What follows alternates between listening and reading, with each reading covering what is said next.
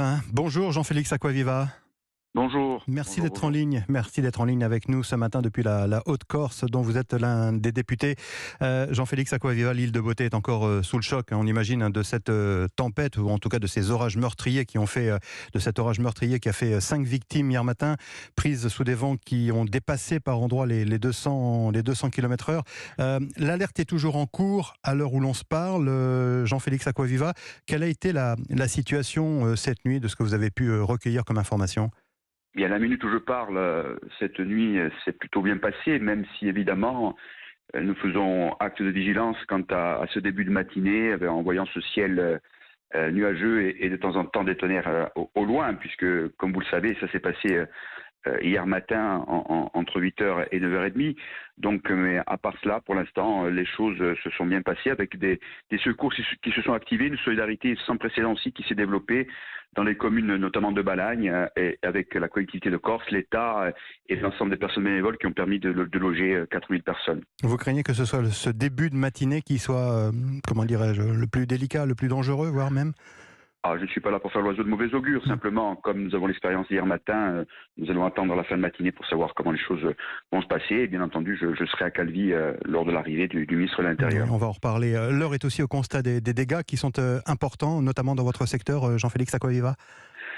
Bien, moi je me trouve en centre-Corse où évidemment les choses se sont passées de manière intense mais moins dramatique qu'en Balagne, qu'à Sagone notamment ou dans le sud de la Corse. Mais ce qui est impressionnant, c'est que c'est un ensemble de territoires dans l'île qui a été touché avec une intensité importante, beaucoup de dégâts matériels, des pertes humaines évidemment, et évidemment je veux penser aux victimes, familles endeuillées, mais aussi à l'ensemble des services de secours qui n'ont pas ménagé leur peine depuis hier matin.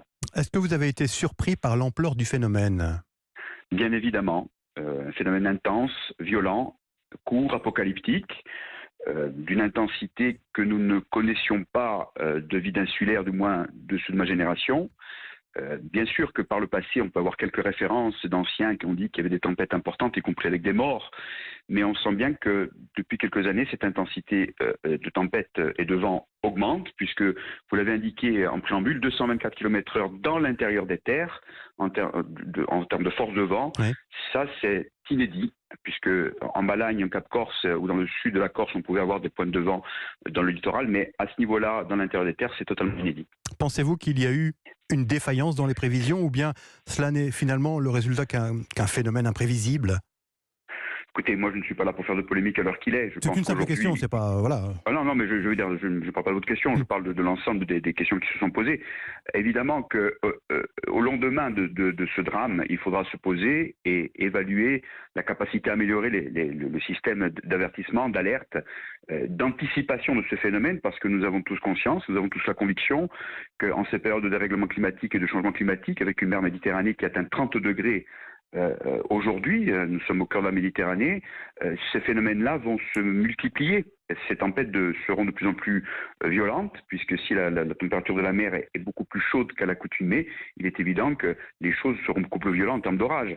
Donc de ce point de vue-là, je crois qu'il faudra se poser et pour le système d'alerte, mais aussi au-delà, pour parler des politiques d'aménagement, de protection, voire même de gestion des flux en fréquentation touristique estivale, puisque nous sommes au cœur de l'été et de la saison touristique en Corse. Mais il se dit qu'en Corse, il faudrait une structure de prévision sur l'île de Beauté et non pas sur le continent, comme c'est le cas actuellement. Si mes informations sont exactes, ça pourrait changer les sauts, ça pourrait...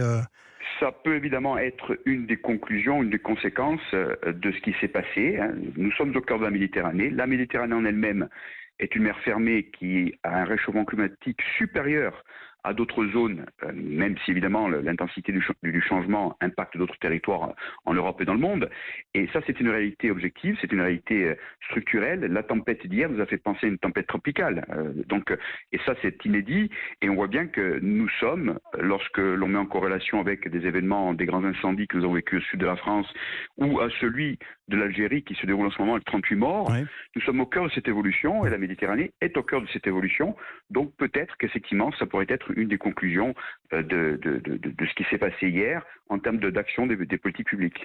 Vous allez rejoindre aujourd'hui Gérald Darmanin qui est sur place. Qu'est-ce que vous attendez maintenant des pouvoirs publics, Jean-Félix Acquaviva? Et à l'État, aujourd'hui, on ne peut que saluer sa présence, évidemment, aux côtés de la collectivité de Corse. Je crois qu'il faut saluer aujourd'hui l'effet de solidarité qui s'est manifesté depuis hier. La collectivité de Corse avec l'ensemble des services, je pense aux sapeurs forestiers, je pense aux services d'incendie et secours d'eau de Corse et Corse du Sud, aux communes évidemment touchées, Calvi, la communauté de communes Calvi-Balagne, Mhm. la commune d'Île-Rousse, mais aussi l'État. Donc aujourd'hui, je crois qu'on fait acte de solidarité par rapport à ce qui est encore en train de se passer, puisque le bilan qu'on espère enfin définitif, parce qu'on ne veut pas que ça s'alourdisse, n'est pas encore, est toujours provisoire, n'est Oui, pas bien sûr, encore, bien sûr. est évolutif. Mhm. Donc ensuite, il faudra se poser tous ensemble pour envisager sur ce genre d'événements les politiques à mettre en œuvre. Des campings ont été évacués par précaution en Corse du Sud. C'est le cas ça risque d'être le cas également en Haute-Corse. Ça a été le cas en Haute-Corse depuis hier soir, Ouais. puisque, comme je l'ai indiqué, 4000 personnes ont été relogées entre les COSEC de Calvi, le lycée d'Île-Rousse, les presbytères. Toutes les structures publiques ont été mobilisées hier soir pour loger par vigilance et par prévention un certain nombre de personnes, avec encore une fois un effet de solidarité remarquable qui s'est manifesté.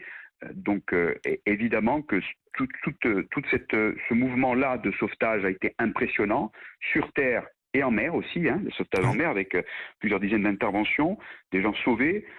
Donc il faut le souligner, il y a eu quand même une réactivité, une solidarité importante. Évidemment que ce genre d'action de grande ampleur, ça faisait longtemps qu'on ne le voyait plus en Corse. Merci Jean-Félix Acquaviva. Merci d'avoir été en Merci ligne à vous. ce matin sur Europe 1. Jean-Félix Acquaviva, député de Haute-Corse. Bonne journée et bon courage pour la suite. Restez avec nous, Annie.